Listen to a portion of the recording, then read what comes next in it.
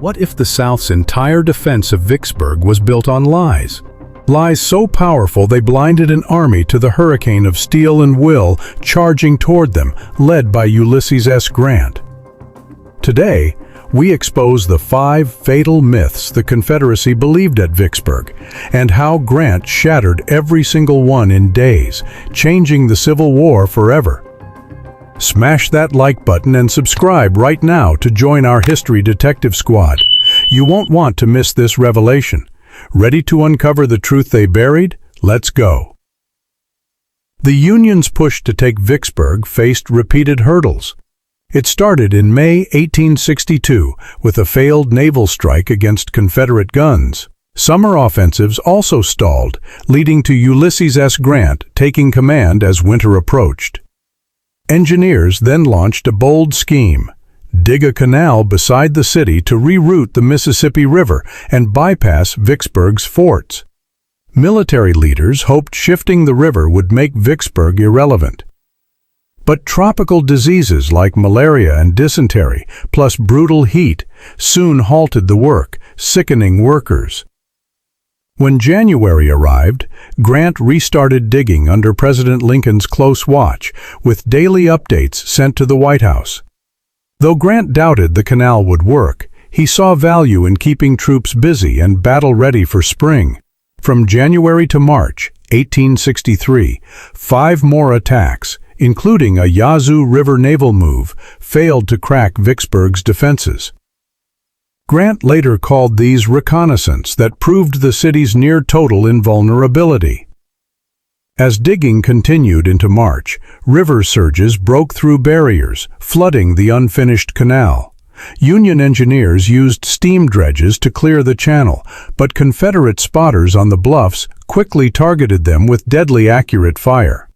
This final blow ended the hydraulic approach for good.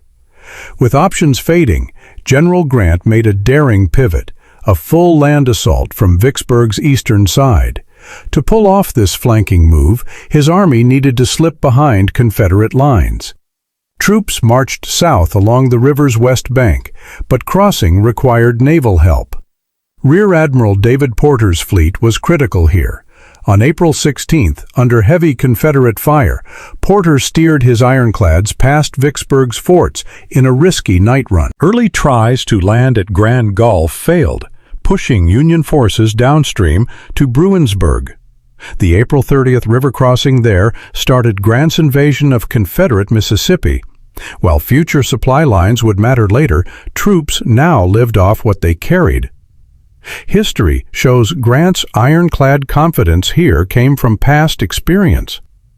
In earlier Vicksburg campaigns, broken supply lines forced his men to successfully scavenge crops and farms. Grant believed his army could temporarily take local food if needed. Contrary to myth, he never fully cut his supply lines. Grant's memoirs mention a separation on May 3rd, causing confusion. Records prove only a 72-hour gap in supplies occurred between the Bruinsburg crossing and capturing Grand Gulf on May 3rd. After taking Grand Gulf, Grant set up a clever resupply chain. Wagons packed with ammo and hardtack used a hidden riverside trail through the floodplain.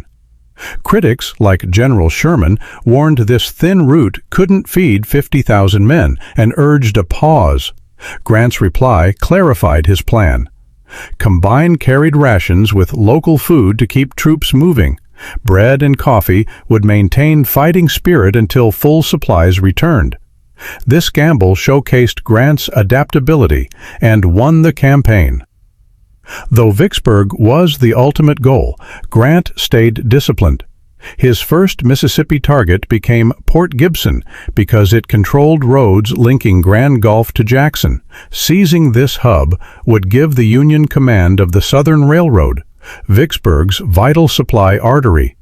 After losing Grand Gulf, Confederate General John Bowen guessed Grant would cross the river and predicted Port Gibson as the target. Grant then sent Colonel Benjamin Grierson on a cavalry raid deep into enemy territory to misdirect the Confederates. Meanwhile, desperate Confederate calls for backup reached General John Pemberton, who followed orders to protect Vicksburg over sending help. After crossing the river, Union forces split to surround Port Gibson's two main roads, stretching thin Confederate defenses. Fighting erupted before dawn on May 1st when Union scouts met hidden Confederate troops near Magnolia Church's thickets. Pemberton's delay in sending aid was catastrophic. Despite fierce resistance, outnumbered Southern troops took heavy losses and retreated. Bowen later lamented his men fought bravely but were overwhelmed. The retreat trapped hundreds of Confederates as prisoners and forced the evacuation of Fort Coburn, handing Grand Gulf's outskirts to the Union. Losing Port Gibson broke Vicksburg's outer shield, turning Grant's Grand Gulf failure into a win that secured two key zones. This victory opened a clear path to Vicksburg, proving Grant's phased strategy worked. Grant knew taking Vicksburg meant first stopping Confederate reinforcements. After Port Gibson, he avoided a direct charge on the city, instead wrecking its supply networks.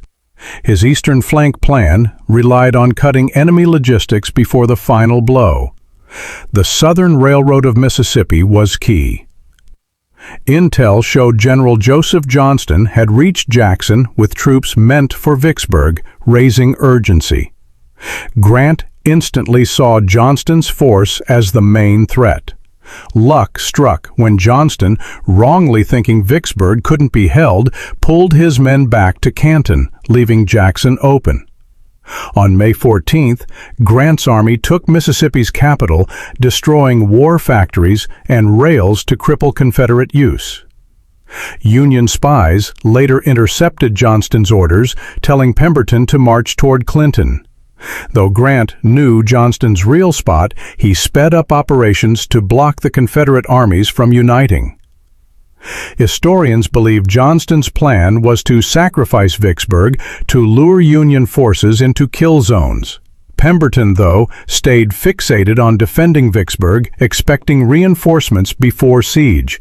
Both commanders miscalculated. Johnston's trap failed, and Pemberton's help never came, leaving Vicksburg alone. With no rescue possible and starvation setting in, they negotiated surrender. At first, they refused Grant's call for unconditional surrender. Grant then offered parole, letting defenders go home if they vowed not to fight until Vicksburg was firmly Union-held. This was practical. Grant lacked supplies to hold thousands of prisoners. Facing doom, Confederate leaders accepted the terms on July 4, 1863.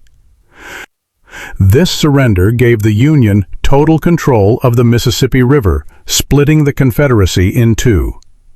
The win sped the South's collapse, leading to Union victory 2 years later. Vicksburg's fall wasn't just a battle win.